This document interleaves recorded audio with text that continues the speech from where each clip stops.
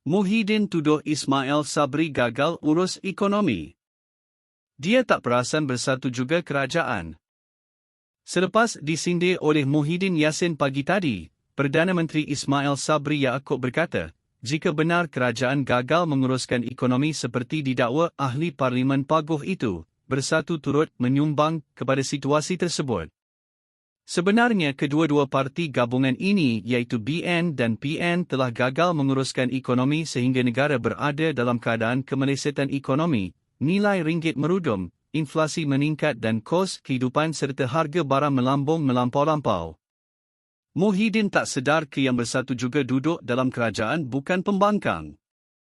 Bercakap kepada media di Putrajaya, Ismail Sabri mengingatkan, dalam kabinet sekarang, ada beberapa pemimpin bersatu turut menganggotainya. Kata Perdana Menteri, tugas menangani ekonomi Malaysia bukanlah terletak pada bahunya seorang, sebaliknya turut dikongsi ramai menteri. Seorang daripada mereka, menurut Naib Presiden UMNO itu lagi, ialah Ahli Parlimen Bersatu, Mustafa Mohammed, yang juga Ahli Parlimen Jeli. Ketika ini Mustafa diberi tanggungjawab sebagai Menteri di Jabatan Perdana Menteri dengan pengkhususan bidang hal ehwal ekonomi. Mengenai ekonomi, kita ada Datuk Seri Mustafa Mohammed yang menguruskan ekonomi. Kita juga ada Majlis Pemulihan Negara, MPN, yang dipengerusikan oleh Muhyiddin sendiri, katanya. Tambah Ismail Sabri, MPN itu bertanggungjawab menasihatkan kerajaan mengenai pelbagai perkara termasuk berkaitan sektor ekonomi. Justru katanya lagi jika kerajaan dianggap gagal menangani krisis yang berlaku sekarang, MPN turut bertanggungjawab ke atas isu berkenaan. Kalau saya gagal, maksudnya kita semua gagallah, termasuk MPN juga, katanya. Ahli Parlimen Berat itu juga memberitahu media, dia tidak tahu motif di sebalik kenyataan dibuat Muhyiddin mengenai dirinya pagi tadi dan setakat ini tidak memiliki maklumat lanjut mengenainya. Pagi tadi Muhyiddin berkata, Ismail Sabri terus gagal menguruskan masalah ekonomi negara ketika semakin ramai rakyat bergelut dengan kesusahan hidup.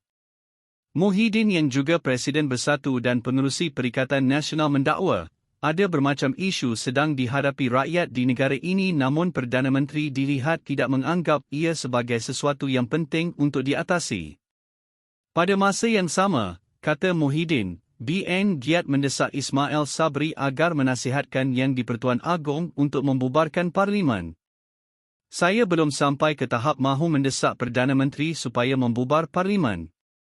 Tetapi saya pun terfikir, jika Perdana Menteri terus gagal menguruskan ekonomi dan negara dengan baik, eloklah pilihan raya, umum, diadakan supaya sebuah kerajaan baru yang lebih cekap, prihatin dan bebas rasuah dapat dipilih oleh rakyat, katanya.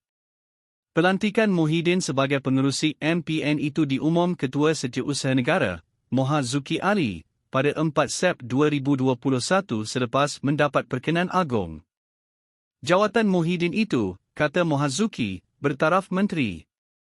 Menurut Ismail Sabri, dia akan membawa isu kritikan Muhyiddin itu ke mesyuarat kabinet pada Rabu ini untuk dibincangkan dan akan bertanya kepada Mustafa mengapa bekas pemimpin UMNO itu tidak menyerahkan laporan mengenai prestasi ekonomi negara.